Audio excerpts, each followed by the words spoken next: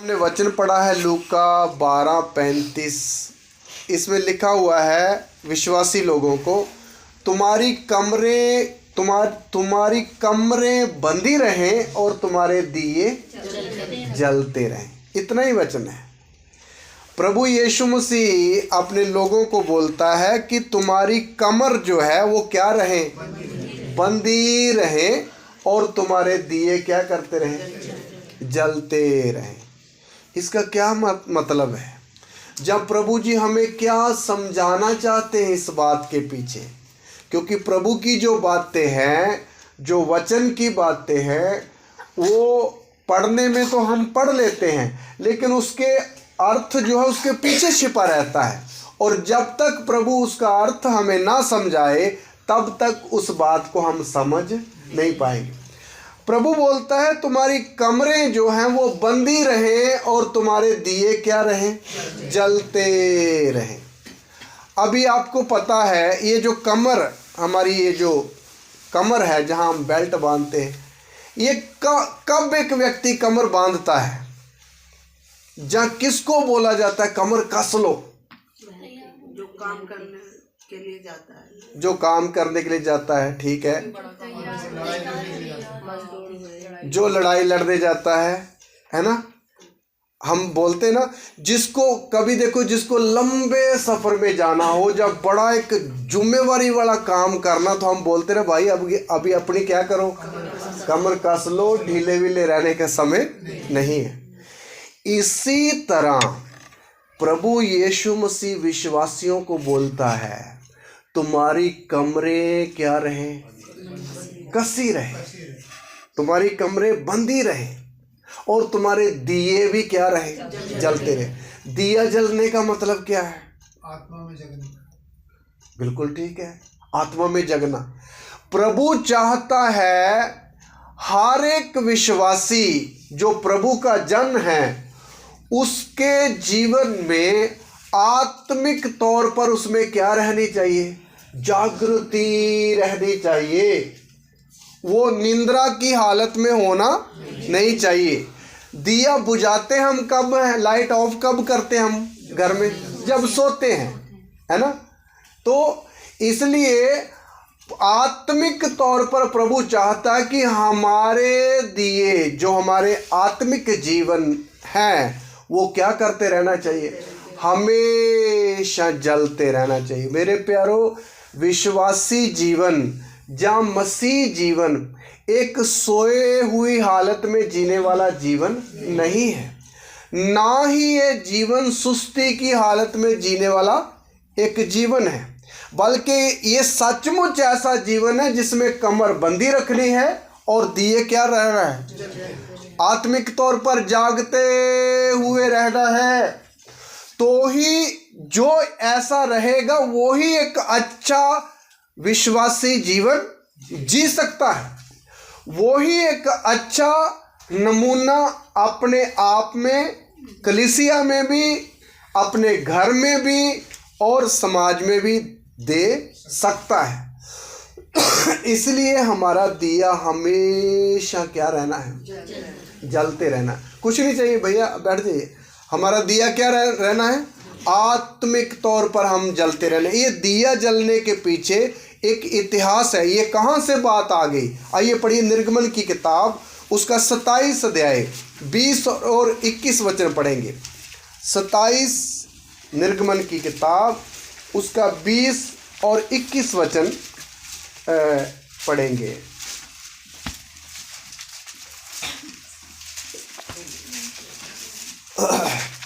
पढ़े।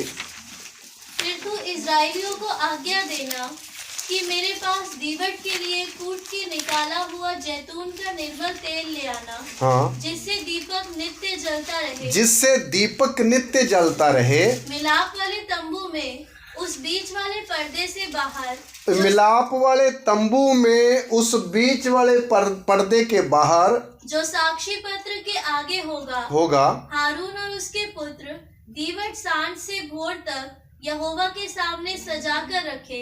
यह विधि इजराइलियों की पीढ़ियों के लिए सदैव बनी रहेगी। हाँ, मेरे प्यारो, आपने मिलाप वाले तंबू का नक्शा तो देखा ही है सबने, है ना? तकरीबन मिलाप वाले तंबू का, मिलाप वाले तंबू के अंदर 3 भाग होते थे, आंगन और पवित्र स्थान और अति पवित्र स्थान या महापवित्र स्थान। तो महापवित्र स्थान के अंदर तो कोई नहीं जा सकता, वो तो लॉक है, 1 साल बाद याजक जाता था।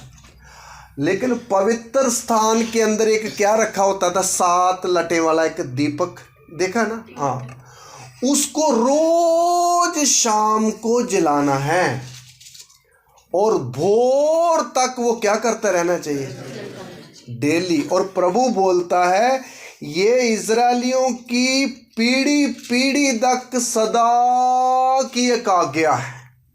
हालेलुया, ये सदा की। आप याद रखो, 100 साल बीत जाएं या 500 साल बीत जाएं, इजरायली ये दिया कभी भी बुझने नहीं देना है। हालेलुया। क्यों? मंदिर के अंदर वो दीवट हर शाम को जलाना याजक का काम है, जरूरी है। हालेलुया। इसमें कभी चूक नहीं हो सकती, आंधी आए, तूफान आए, बारिश हो या कुछ भी हो, दीवट जलना है, रोज जलना है। कहाँ दीवट जलता था? मिलाप वाले तंबू के अंदर। मेरे प्यारों, इसका बहुत गहरा अर्थ है। वो जो मिलाप वाला तंबू था इजरायलियों के बीच में, वो आज नए नियम में किसको दर्शाता है, आपको पता है? वो मिलाप वाला तंबू आज किसको दर्शाता है? विश्वासी लोगों को। आज हम, मैं और आप प्रभु के क्या हैं? तंबू हैं। नहीं तो पढ़ के देखिए, पहला कुरिन्थी 3:15 पढ़ के देखिए। पहला कुरिन्थी 3:15। मैं जो आपको वचन बताता हूँ ये बहुत कीमती है, आप ये बात समझना। पहला कुरिन्थी 3:16 पढ़िए जी। क्या तुम नहीं जानते कि तुम परमेश्वर का मंदिर हो और परमेश्वर का आत्मा तुम में वास करता है? देखिए, नए वो मिलाप वाला तंबू नया नियम में, अभी वो तंबू तो नहीं है, अभी कौन तंबू है? हम। वो मिलाप वाला तंबू हमें दर्शाता है, विश्वासी लोगों को। इधर लिखा, क्या तुम नहीं जानते कि तुम परमेश्वर का मंदिर हो और परमेश्वर का आत्मा तुम्हारे अंदर क्या करता है? वास करता है। ये यहाँ सवाल है, क्वेश्चन मार्क है, क्या तुम नहीं जानते? लेकिन एक दुख के साथ बात बोलनी पड़ेगी, आज भी बहुत सारे विश्वासी ये बात सचमुच में नहीं जानते कि हम प्रभु का क्या है? मंदिर है। ये नहीं जानते। कितने विश्वासी लोग ये बाइबल पढ़ते हैं, चर्च जाते हैं, लेकिन ये नहीं समझते कि हम विश्वासी लोग परमेश्वर का क्या है? मंदिर है। प्रभु का आत्मा हमारे अंदर वास करता है। मेरे प्यारों, मंदिर यानी प्रभु का घर, इसलिए खुदावंद ने मूसा को बनाने के लिए बोला था ताकि प्रभु उसके अंदर आकर क्या करे? वास करे उस समय। लेकिन वही नए नियम में प्रभु ने अभी कपड़े का या पत्थर का मंदिर बनाना मना कर दिया। अभी किसको मंदिर बना लिया प्रभु ने? हम विश्वासी लोगों। तो कोई लोग सोए ना, सुनिए ध्यान से। अभी हम सब प्रभु के क्या हैं? मंदिर हैं। मंदिर कोई भी हो, मंदिर की खूबी सबसे पहले होती है उसको साफ सफाई में रखा जाता है। क्या रखा जाता है? साफ सफाई। खास करके इजराइल के मंदिर की अगर हम बात करें तो वो तो बहुत ही ज़्यादा साफ सफाई में रखा जाने वाला मंदिर है। अकेला उसकी धूल मिट्टी झाड़ना केवल काफ़ी नहीं, उसकी पवित्रता ही तो बहुत ही खास है। उसमें कोई भी अशुद्ध चीज अंदर लाई ही नहीं जा सकती। इसलिए मेरे प्यारों, हर एक विश्वासी समझे हम आज प्रभु के क्या हैं? मंदिर हैं, है ना? तो आप सोच लिए हमें कितना पवित्र रहना चाहिए, हमारा जीवन जीने का ढंग कितना वचन के अनुसार होना चाहिए, उस मंदिर के अंदर कितनी गंभीरता रहती थी जो मूसा ने बनाया, तो फिर हमें अपने अपने जीवन में कितना गंभीर रहना है। हालेलुया। इसलिए हम विश्वासी लोग हर कोई काम दुनिया का नहीं कर सकते हैं। क्यों? क्योंकि हम प्रभु के क्या हैं? मंदिर हैं, है ना? क्यों? इसलिए मेरे प्यारो, ये ज्ञान अगर हमारे अंदर हमें आ जाएगा कि हम प्रभु के मंदिर हैं, तो हम इतना सीरियस हो जाएंगे, इतना भक्ति की एक लय में जीवन बिताएंगे जिसमें डर और प्रभु का भय वास करता है। हालेलुया। अभी देखो, अन्य जाति लोग गाली देते हैं मुंह से, एक विश्वासी थोड़ी ऐसे कर सकता है। अन्य जाति लोग शादी में जाकर हाथ उड़ाकर नाचते हैं, एक विश्वासी थोड़ी ऐसे कर सकता है, क्योंकि वो क्या है? प्रभु का मंदिर है। अभी हम सब काम दुनिया के जैसे कर नहीं सकते हैं। क्यों? क्योंकि हम प्रभु के मंदिर हैं, हम एक विश्वासी हैं। और दूसरा बात, हमारे अंदर को क्या वास करता है? प्रभु का। ये बात आप विश्वास करते हो? पक्का?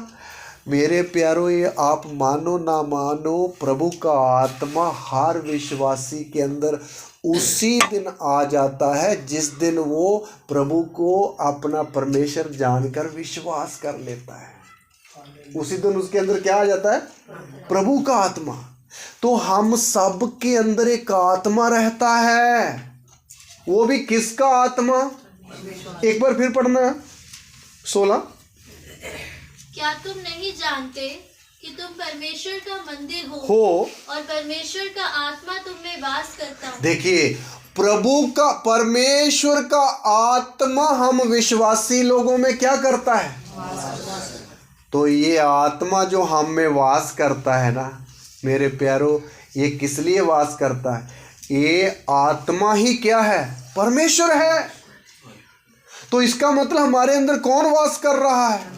परमेश्वर वास कर रहा है।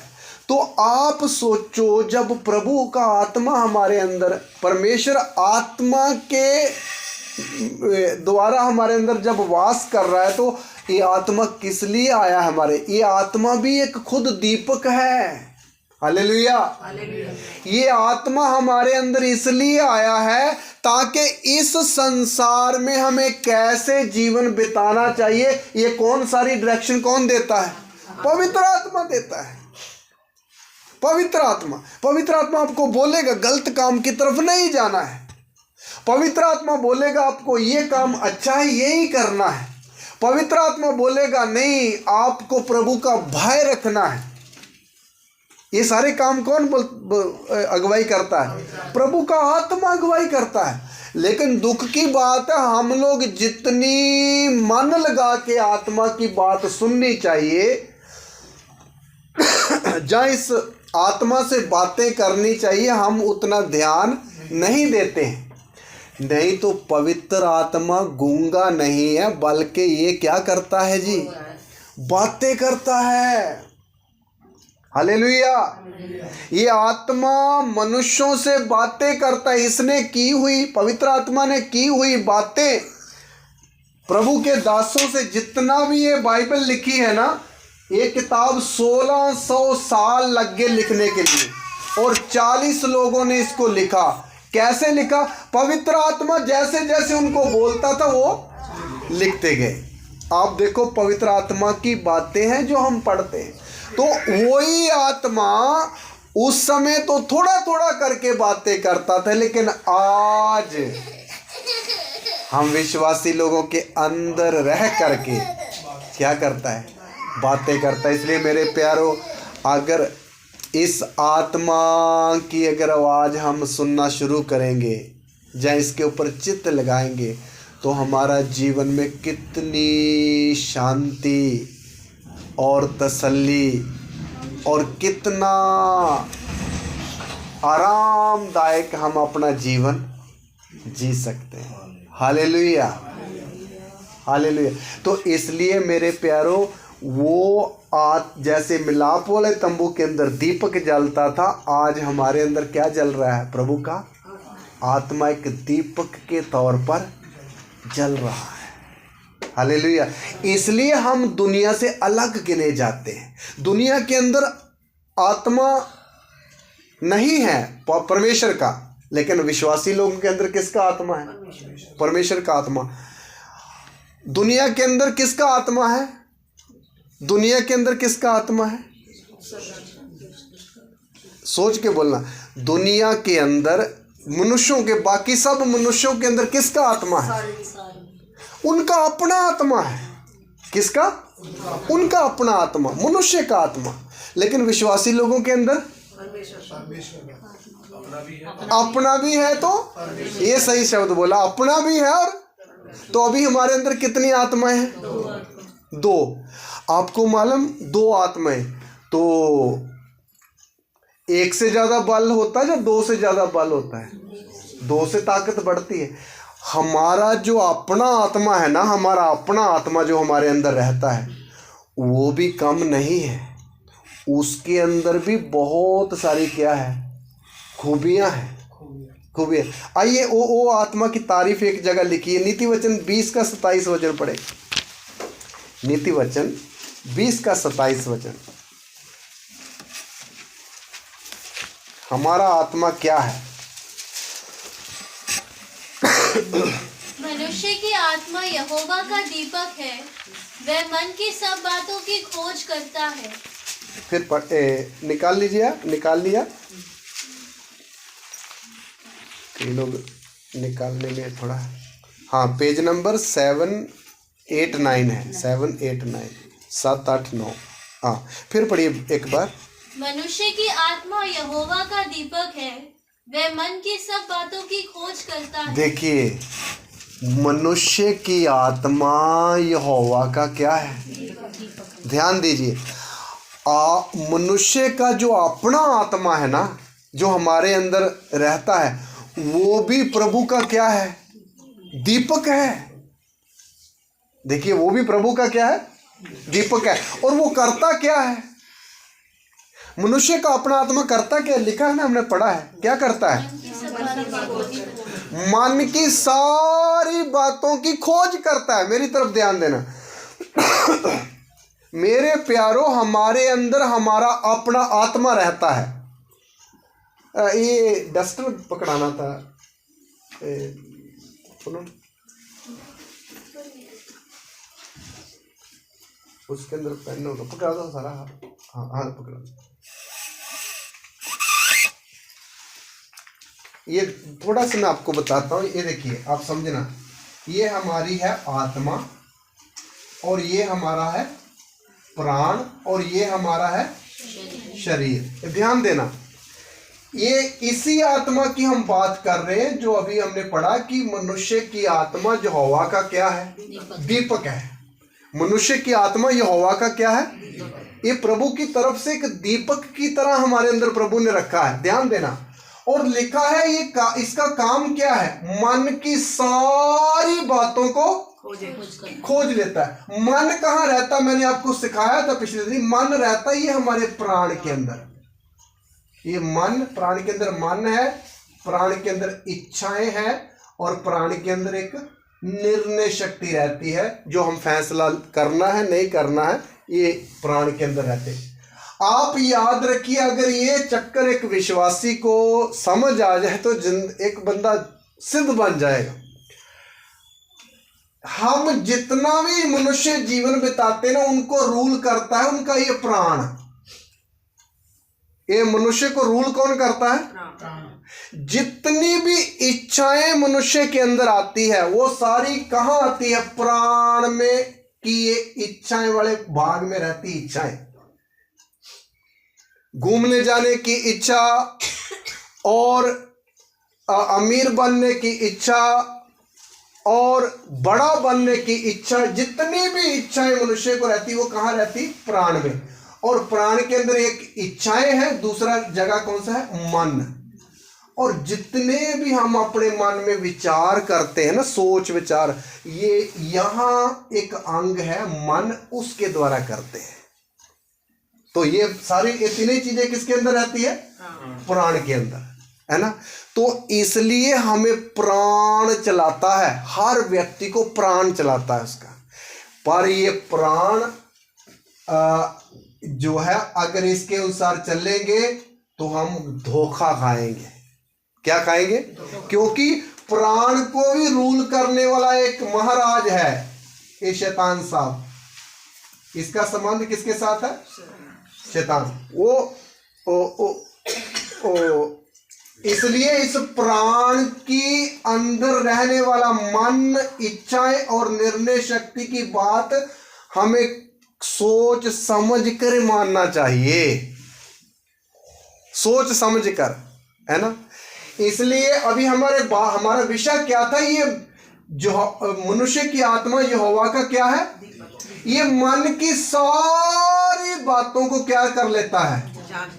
जान लेता है। ये है मन। ये आत्मा के अंदर इतनी ताकत है, सारी मन की बातों को कौन जानता है? आत्मा, मनुष्य का आत्मा। अभी पवित्र आत्मा तो इससे बहुत गुना ज्यादा ताकतवर है।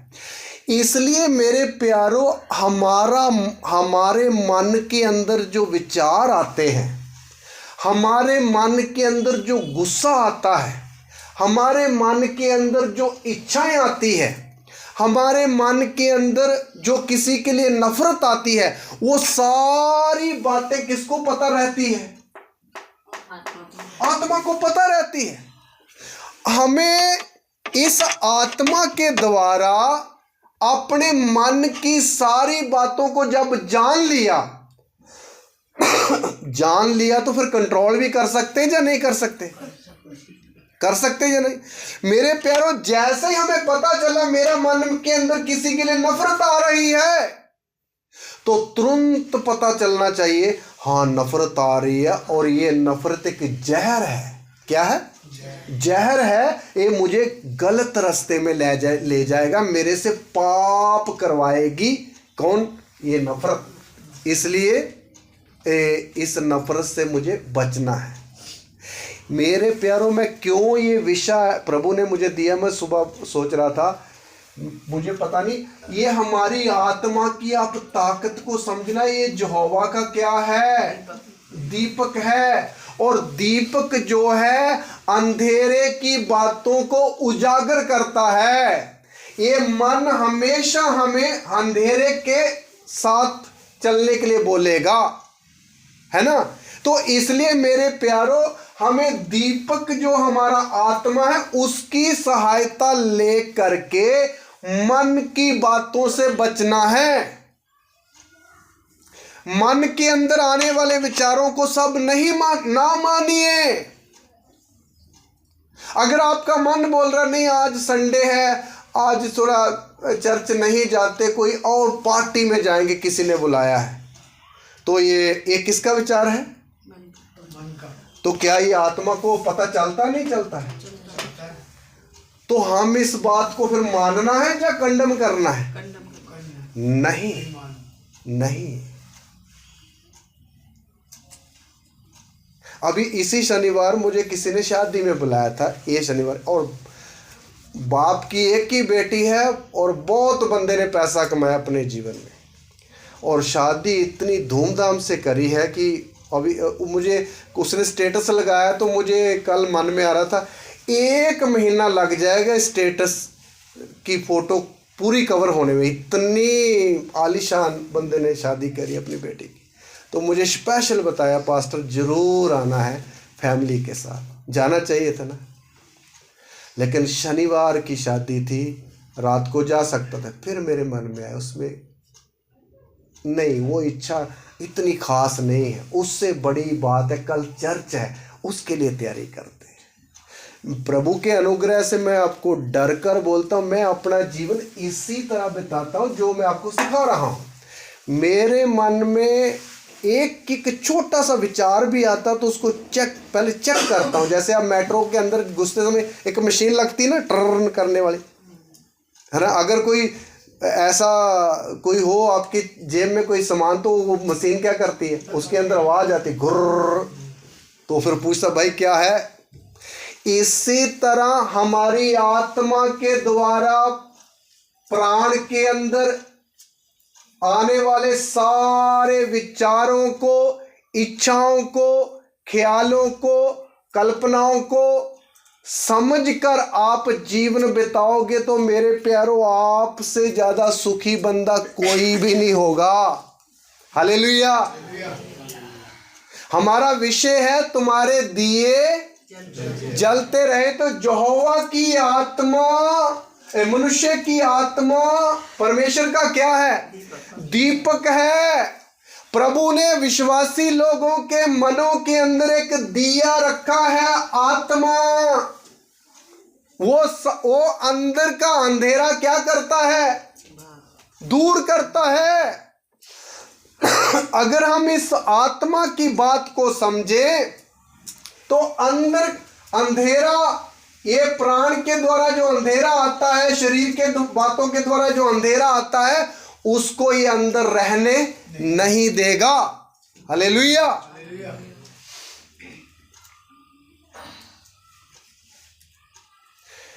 इसलिए मेरे प्यारो, हमें इस आत्मा की मदद लेनी है। इसकी क्या लेनी है, मदद लेनी।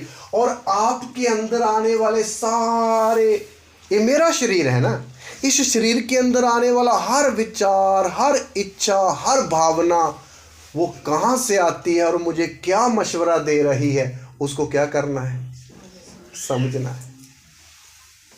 समझोगे तो आप सुखी व्यक्ति हो जाओगे, आप आत्मिक बनोगे। क्या बनोगे, आत्मिक बनोगे। हालेलुया। तो मेरे प्यारो, इसलिए प्रभु ने ये दीपक हमारे अंदर जलाया। क्या, कौन है दीपक, मनुष्य की आत्मा। अच्छा, लेकिन हम कई बार हमसे गलतियां क्यों होती है, क्योंकि हम ना इस आत्मा की आदत को, इसकी सहायता लेकर इन बातों को क्या नहीं करते, समझते नहीं।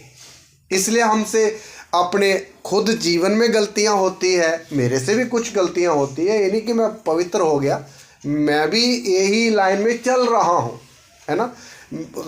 हमसे गलतियां होती है, हमारे परिवार में कुछ गलतियां हो जाती हैं, हमसे कई बार छोटी, कई बार मीडियम, कई बार बड़ी गलतियां हो जाती। कारण क्या, ये हम सहायता ना लेने के कारण। इसलिए मेरे प्यारो, हमें क्या लेनी, अपने आत्मा की सहायता लेनी, जो मनुष्य की आत्मा की। और ये क्यों सहायता नहीं हम ले पाते, कारण क्या है, सुनिए। हमारे अंदर एक तो ये आत्मा है, जो हमारी आत्मा, ये यहोवा का क्या है, इसके साथ ये देखिए एक और आत्मा जिसका पहले मैंने जिक्र किया, हमारे अंदर आकर वास करता है, ये कौन है, पवित्र आत्मा। तो ये कौन सी होगी, दो आत्मा होगी। सुनिए, ये जो यहोवा का आत्मा है, ये इतना पावरफुल है, इतना ताकत रखने वाला है। ये सृष्टि जो हम देखते हैं, इस आत्मा के द्वारा ही भी हुई है। जब प्रभु सृष्टि कर रहा था, आत्मा भी साथ था, यीशु भी साथ था और परमेश्वर भी साथ था। तीनों ने मिलकर क्या करी है, तो ये सृष्टि करता है आत्मा, एक किस्म से देखे तो वचन के अनुसार, है ना। इसलिए अय्यूब 33 का 4 वचन पढ़े तो अय्यूब बोलता, यहोवा के आत्मा ने मुझे बनाया है करके वहां लिखा। अभी आज पढ़ने का समय नहीं, है ना। इसलिए जब मनुष्य को प्रभु ने बनाया तो उधर एक शब्द लिखा, आओ हम मनुष्य को बनाए। हम शब्द क्यों बोला है, 3 लोग हैं वहां, कौन कौन, पिता, पुत्र, पवित्र आत्मा। तो मेरे बोलने का मतलब, ये जो हमारे अंदर ऊपर से आत्मा आया, ये इस आत्मा से बहुत ज्यादा क्या है, शक्तिशाली। अभी प्रॉब्लम क्या है, जब इतना बड़ा आत्मा विश्वासी लोगों के अंदर वास कर रहा है और फिर उसके द्वारा हमारी अपनी आत्मा हमारे अंदर एक दीपक के तौर पर रह रही है, तो फिर विश्वासी लोगों का जीवन इतना निखरता क्यों नहीं है आत्मा में। जैसे एक जीवन, विश्वासी जीवन आत्मा में बढ़ना चाहिए, आत्मा में उन्नति करना चाहिए, जैसे वो बाहर दिखना चाहिए कि एक आत्मिक व्यक्ति है। उसके काम देखो, उसकी बातें देखो, उसका रहने का, उसका बरतने का ढंग देखो। ऐसा दिखाई क्यों नहीं देता विश्वासी लोगों का जीवन?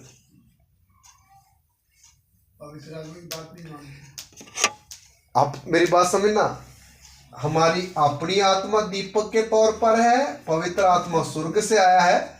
इतनी दो आत्मा शरीर के अंदर रहने के कारण भी इतना विश्वासी जीवन बल क्यों नहीं पकड़ता है? पता कारण क्या है?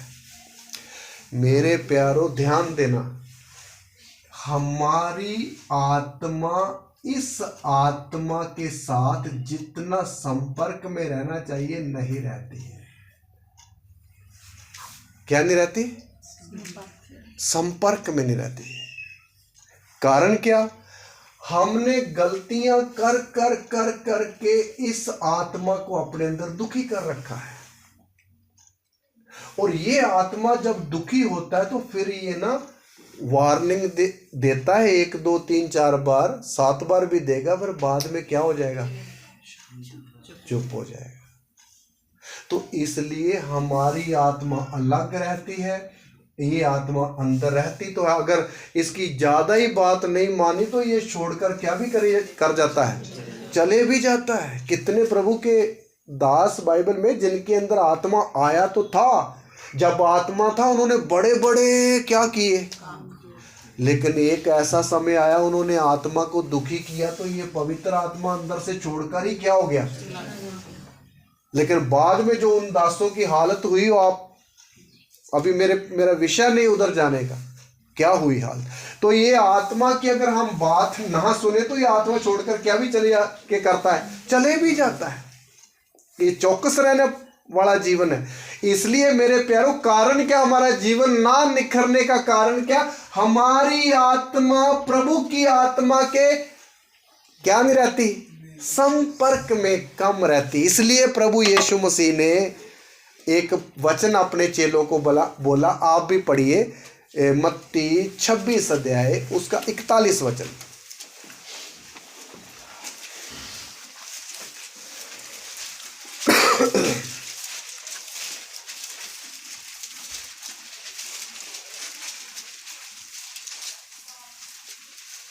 पढ़िए मत्ती 26:41। बच्चा किधर गया?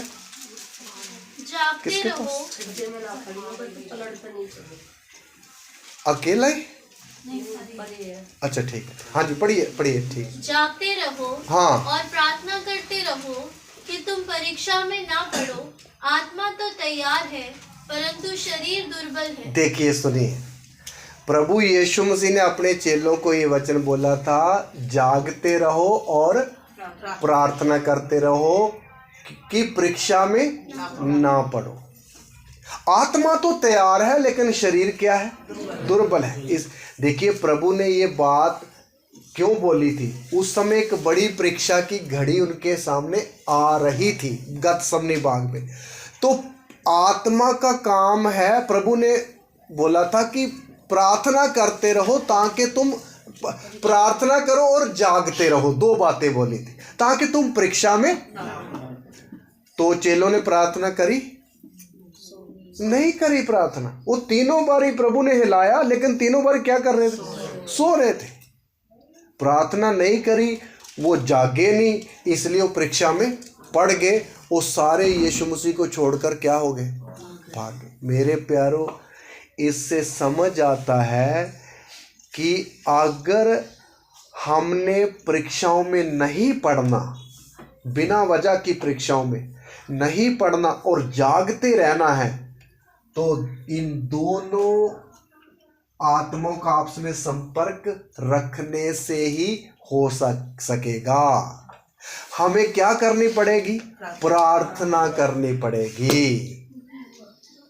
हमें उपवास का जीवन बनाना पड़ेगा। हमें वचन पढ़ने की आदत डालनी पड़ेगी। तब ही हमारा आत्मिक जीवन निखरेगा, हमारा आत्मिक जीवन बढ़ेगा। हम बुद्धिमान व्यक्ति हो जाएंगे आत्मा में और ज़्यादा हम प्रभु में आगे बढ़ेंगे जब हम क्या करेंगे, प्रार्थना करेंगे। आज दुख के साथ बोलना पड़ता है, मैं हाथ खड़ा करने के लिए नहीं बोलता। मैं अगर बोलूँ कितने लोग हैं जो रोज बोझ के साथ प्रार्थना करते हैं, मैं नहीं बोलूँगा हाथ खड़े करो, आप अपने आप को एक सवाल पूछना है, कितने लोग हैं जो स्पेशल टाइम निकाल कर प्रभु के सामने दुआ करते हैं, सुबह उठकर प्रार्थना करते हैं आधा घंटा, फिर शाम को भी प्रार्थना करते हैं, जितना भी उनका मन करता है। कितने लोग हैं। सच बोलो तो आज लोगों का प्रार्थना जीवन बहुत क्या है, कम है। कितने लोग हैं जो बाइबल पढ़ते हैं डेली। आप सच मानो, मैं नहीं पूछूंगा कौन कौन है, लेकिन आप सच जानो बहुत लोगों ने आदत छोड़ ही दी है, अगर है भी तो नाम के वास्ते है। कितने लोग विश्वासी उपवास रखते, उपवास है ही नहीं आज। इसी कारण हमें क्या नहीं होता, आत्मा में उन्नति नहीं होती है, आत्मा में।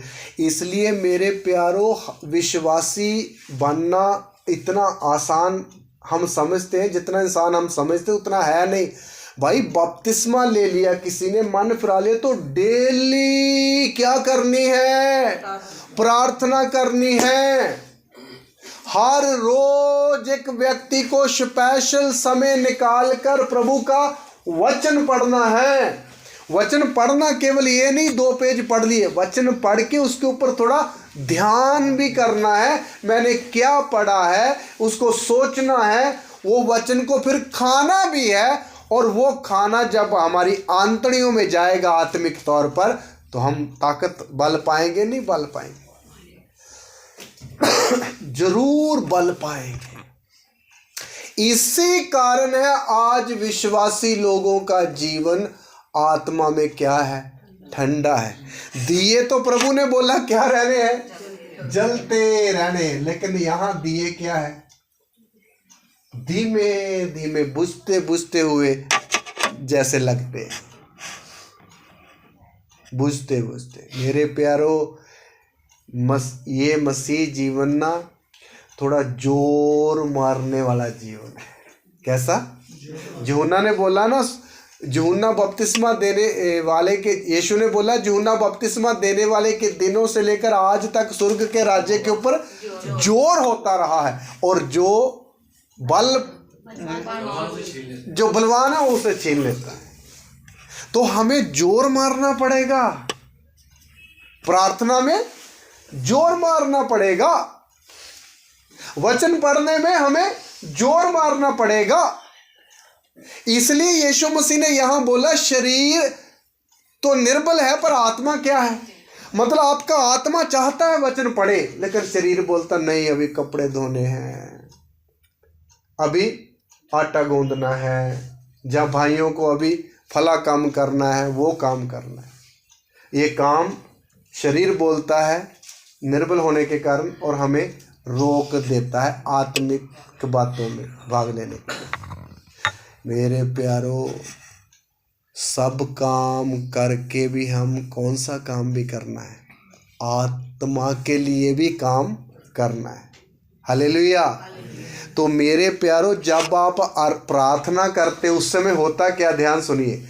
जब आप घर में प्रार्थना करते हो, जब आप अपने घर में आराधना करते हो, जब आप वचन पढ़ते, तो ये हमारी आत्मा ना पवित्र आत्मा के साथ क्या आती है, संपर्क में आती है। क्या आती है, तो ये हमारी आत्मा और भी बलवंत हो जाती है, शार्प हो जाती है। क्या हो जाती है, और तेज हो जाती है हमारी आत्मा। किससे बल पाकर, इसकी संगति से, क्योंकि ये तो परमेश्वर है ना जो हमारे अंदर आत्मा के रूप में रह रहा। तो आत्मा के संगति में रहकर हमारी आत्मा भी क्या हो जाती है, स्ट्रांग हो जाती है। तो पहले ही दीपक है हमारी आत्मा, तो थोड़ा तेल और डालेंगे तो ज़्यादा नहीं जलेगा और रोशनी ज़्यादा हो जाएगी। फिर आपके अंदर से अंधेरा भागेगा नहीं भागेगा? आप अपनी प्रार्थना, वचन पढ़ने की आदत, उपवास रखने की आदत को दुरुस्त करो तो एक आत्मिक तेल या अभिषेक का तेल पवित्र आत्मा के द्वारा हमें मिलेगा। वो हमारे आत्मिक जीवन को और भी ज्यादा क्या करेगा? जलाएगा। फिर जब रोशनी तेज होती है तो आपको मालूम उसका असर होता है। अभी देखो एक कमरा है, एक कमरा है, एक कमरे के अंदर आप 0 वाट का एक बल्ब लगाओ, 0 वाट का बल्ब लगाओ, कमरा मान लो थोड़ा सा अंधेरे वाला है, 0 वाट का बल्ब लगाओ तो मोटी मोटी चीज़ें दिखाई दे रही, यहाँ टेबल है, चारपाई है, ऐसा सा है ना। तो मान लो बाद में आप कौन सा बल्ब लगा दो, 50 वाट का बल्ब लगा दो, फिर आपको क्या देगी? और थोड़ी ज़्यादा ब्रीक चीज़ें भी दिखाई देगी। नहीं, यहाँ किसी की पुरानी चप्पल भी पड़ी है, वो किसी का पेन भी एक पुराना गिरा पड़ा, दिखेगी ना चीज़ें। अच्छा, और फिर बल्ब कौन सा लगा दो? 100 वाट का, 100 वाट का बल्ब लगाओ तो और रोशनी, छोटी छोटी चीज़ें भी प्रकट करेगी ना। नहीं, यहाँ ये भी है, वो भी है, वो। और आप मान लो 100 का भी हटा करके आप 500 वाट का बल्ब लगा दो, फिर आपको टेबल के ऊपर पड़ी हुई धूल भी क्या देगी? मतलब जितनी रोशनी ज़्यादा होगी उतनी छोटी छोटी बातें भी क्लियर दिखेगी। इसी तरह हमारे अंदर इस जीवन का हाल भी है। आप अगर प्रार्थना नहीं करोगे, वचन नहीं पढ़ोगे तो ये तुम्हारे इस जीवन के अंदर क्या रहेगा? अंधेरा जैसा छाया रहेगा। फिर गुस्सा भी आएगा, दूसरे को सिर फाड़ने के लिए भी मन करेगा, और कभी किसी को कुछ भी बोलने के लिए मन करेगा, क्योंकि अंदर क्या है? अंधेरा, पता नहीं चलता क्या हो रहा है। ठोकर जब कोई बंदा खाता तो रोशनी में खाता, अंधेरे में खाता है? अंधेरे में खाता। कोई ऐसा टक्कर बजती है जैसा हम जितनी ठोकरें खाती हैं अंधेरे में होती, लेकिन जब रोशनी अंदर आ गई तो पता कदम कहाँ रखना है, फिर अगला स्टेप कहाँ रखना है, फिर गलती नहीं करनी है, मेरी शिकायत नहीं आनी है, मुझे ऐसे चलना। एक एक बात जीवन की साफ साफ चल कर हम बताते हैं। मैं सच बोल रहा हूँ या नहीं बोल रहा हूँ? जितनी आपके अंदर दुआ, प्रार्थना, वचन, उपवास बढ़ेगा, आप कंटिन्यू करोगे, आपके अंदर के आत्मिक जीवन की रोशनी क्या करती जाएगी भाई? बढ़ती जाएगी, बढ़ती जाएगी। तो इसलिए मेरे प्यारो, हमें क्या करना है?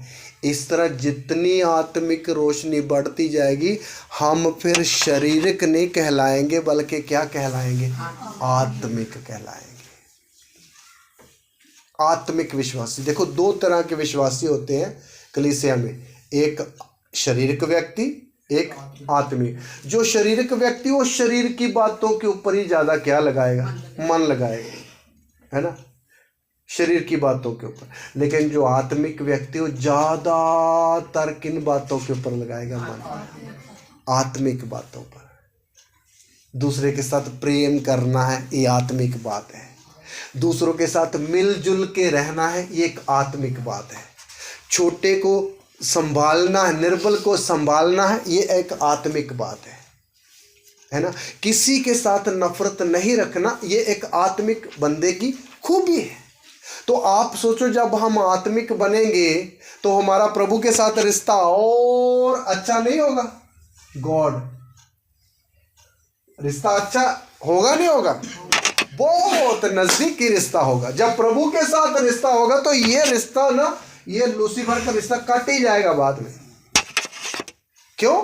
जब इस संपर्क में हम ज्यादा बढ़ेंगे तो मेरे अजीजों, हम ज्यादा आत्मिक बनेंगे तो हमारा प्रभु के साथ एक क्लोज रिश्ता हो जाएगा। हालेलुया, नजदीकी रिश्ता हो जाएगा, और हम खुश भी रहेंगे, आनंद भी रहेंगे, और प्रभु में आगे रोज रोज बढ़ते भी जाएंगे। इसलिए यीशु मसीह ने बोला है, पढ़िए मत्ती 5:16 प्रभु ने इसलिए बोला है,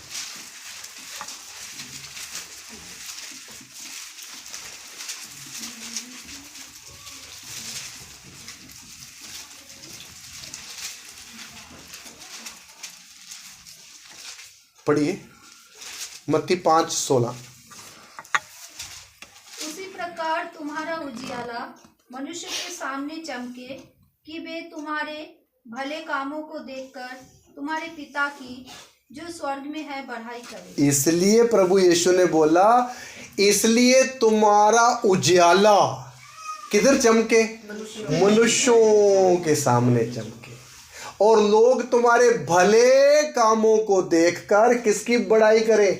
स्वर्गीय पिता की बड़ाई करें। मेरे प्यारो, जब अंदर हमारे रोशनी बढ़ती जाएगी, हालेलुया, और हमारे बाहर फिर काम भी अच्छे दिखेंगे, नहीं दिखेंगे। अंदर जब नफरत नहीं है तो बाहर फिर प्यार ही दिखेगा। अंदर जब विरोध ही नहीं है तो बाहर मेल मिलाप ही दिखेगा। तो फिर ये भले काम किधर प्रकट होंगे? बाहर। तो बाहर वाले जब देखेंगे, हो ये तो व्यक्ति बड़े मिलजुल के रह रहे हैं, ये तो विश्वासी फैमिली, बड़े प्यार की बातें आपस में बोलते हैं, तो फिर ये भले कामों को देखकर वो किसकी बड़ाई करेंगे? परमेश्वर की। इस तरह हमारे जीवन से प्रभु की महिमा होती है। हालेलुया। किसकी महिमा होती है? प्रभु की महिमा होती है। तो इसलिए मेरे प्यारो, हमारे दिए जलना हमारा विषय है।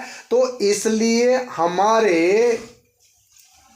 अंदर उजाला जब बढ़ेगा तो वो कामों के द्वारा बाहर प्रकट होगा, तो लोग किसकी बड़ाई होगी? प्रभु की बड़ाई होगी। तो हमारे जीवन का उद्देश्य ही क्या है? प्रभु की बड़ाई करना। एक विश्वासी के जीवन का उद्देश्य क्या है? परमेश्वर की बड़ाई होनी चाहिए। किसकी बड़ाई? परमेश्वर की बड़ाई होनी चाहिए। तो इसलिए मेरे प्यारों, प्रभु इस तरह अपने नाम को विश्वासी लोगों के जीवन के द्वारा क्या करना चाहता है? ऊंचा करना चाहता है। हालेलुया। इफिसियों की पत्री 5:8 भी पढ़े। प्रभु के वचन इस विषय में बहुत गहरे गहरे हैं। वो तो समय हमारे सामने कम होने के कारण सारे वचनों को हम नहीं कर पाते। इफिसियों 5:8। क्योंकि तुम तो पहले अंधकार थे, परंतु अब प्रभु में ज्योति हो, अतः ज्योति की संतान के समान चलो। हालेलुया। पहले तो हम अंधकार थे जब प्रभु में नहीं आए थे, हमें नहीं पता था कुछ भी। हमारे इस पूरे जीवन के अंदर अंधकार था, और इधर तो पूरा साफ लिखा, तुम पूरे के पूरे पहले अंधकार थे, लेकिन प्रभु में अब क्या हो? ज्योति हो। एक तो यीशु मसीह ने बोला मैं जगत की ज्योति हूँ, बाद में प्रभु ने बोला तुम जगत की ज्योति। तो हम अभी क्या है? ज्योति, है ना। तो इधर लिखा ज्योति की संतान के समान चलो। चलना भी कैसे है? ज्योति की संतान। ज्योति की संतान कैसे चलती है? आपस में मिलजुल के चलती है। ज्योति की संतान ऐसी है, कमजोर का दर्द समझती है। ज्योति की संतान ऐसी है, सबको एक ही नज़र से देखती है। ज्योति की संतान के अंदर कभी किसी के लिए गैरत होती नहीं है। हालेलुया। ये है ज्योति की संतान। तो हमें भी ऐसे ही चलना भी है। हालेलुया। जो तुम ज्योति की संतान के समान चलो। कई बार हम बोलते नहीं, उसने मुझे जय मसीह की नहीं बोला, तो नहीं बोला तो मैं भी नहीं बोलूँगा। तो फिर भाई उसमें और आप में अंतर क्या है ना? उसने नहीं बोला तो आप बोल दो, भाई साहब बहन जी क्या है? जय मसीह की। तो उससे उसको भी कुछ सीखने के लिए मिलेगा, और हमारी भी ईगो छोटी हो जाएगी। कई बार हम बोलते हैं मैं वो नहीं बोलता तो मैं क्यों बोलूं, तो इसका ये क्या है, ये एक घमंड है ना भाई। मुझे छोटे होकर उसको क्या बोलना है, जेम्स, है ना। तो हम जेम्स की बोलना है, ये भी ज्योति की संतान के जैसा चलने का है, स्वभाव है। तो हमें कैसे चलना है, ज्योति की संतान, क्योंकि हम प्रभु में आज ज्योति हैं। उधर दिया तो एक छोटी बात है, लेकिन यहाँ तो पूरा का पूरा जीवन ही प्रभु क्या बना रहा है, दिया बना रहा है। तुम जगत की ज्योति। तो हमें ऐसा चलना है। अगर आप ऐसा ज्योति की संतान की तरह चलोगे तो हमारे जीवन में ना टेंशनें क्या हो जाएगी, कम हो जाएगी। टेंशनें, आज बहुत सारे लोगों को टेंशनें बहुत है। अभी मैं किसी घर में प्रेयर करने गया था, ये बहन सिस्टर जी सोनिया के बहन के घर में प्रेयर करने, तो उधर जितने लोग बातें कर रहे थे सब बोले थे ये टेंशन इस बात की, टेंशन उस बात की, टेंशन इस बात की टेंशन। फिर बोले जितनी टेंशन हो उतनी बीमारियां बढ़ती। ये बात सच भी है। क्या बढ़ती है, बीमारियां। तो इसलिए मेरे प्यारों, जब हम ज्योति में चलेंगे तो अंधेरा ये जो टेंशनों के रूप में इधर आकर खड़ा होता है वो भी क्या हो जाएगा, जाता रहेगा। शांति रहेगी, आनंद रहेगा। हालेलुया, आनंद रहेगा।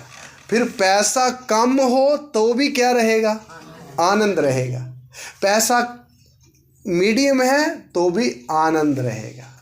आपकी जेब में बिल्कुल पैसा नहीं है तो भी क्या रहेगा, आनंद रहे। पैसे से आनंद नहीं आता है। किससे, पैसे से आनंद नहीं आता। पैसे वाले लोग भी बेहद दुखी हो जाते हैं कई बार, है ना। इसलिए शांति असल में किधर रहती है, हमारी इस आत्मा, पवित्र आत्मा में। तो एक फल है, कौन सा, शांति। तो इस आत्मा के साथ संपर्क में रहेंगे तो शांति जीवन में भरी रहेगी, जैसे नदी पानी से भरी रहती। तो ऐसे करके हमने ज्योति की संतान के समान चलना। एक आयत पढ़ के समाप्त करेंगे, रोमी 13 का 12 वचन। रोमियो की पत्री 13 अध्याय का 12 वचन।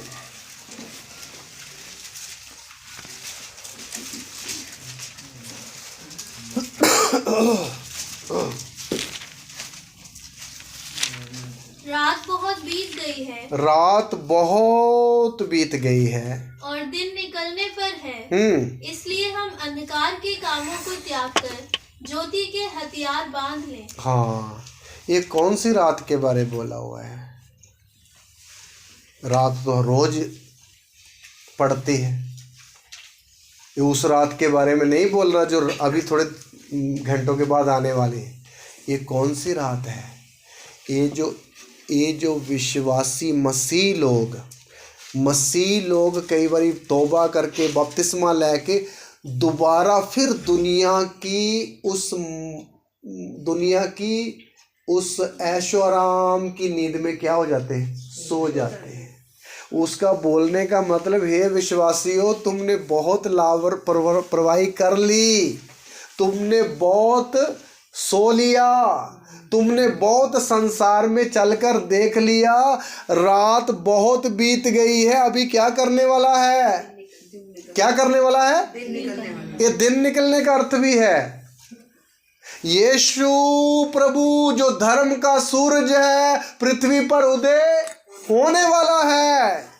इसलिए क्या करो, इसलिए हम अंधकार के कामों को त्याग कर ज्योति के हथियार बांध ले। मतलब अभी झगड़ा करना छोड़कर और बाकी और बातें जो अंधकार के से काम है उनको सब त्याग कर कौन से हथियार बांध ले?